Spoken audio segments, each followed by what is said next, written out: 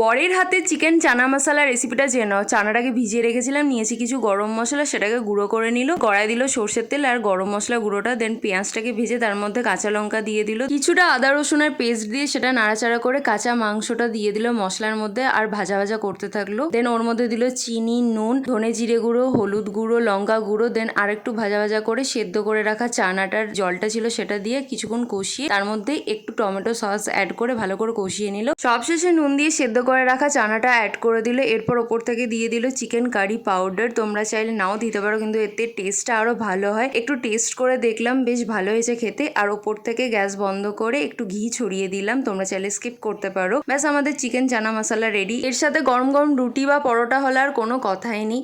Chicken chana masala ready. বাড়িতে একবার এই প্রসেসে ট্রাই করে দেখো, অবশ্যই ভালো লাগবে। আর ভিডিওটা একটা লাইক, কমেন্ট, শেয়ার, সাবস্ক্রাইব করতে একদম ভুলো না। আর অবশ্যই বেল আইকনটা অন করে অল করে রেখো। দেখা হবে নেক্সট ভিডিওতে। ভালো থেকো, বাই।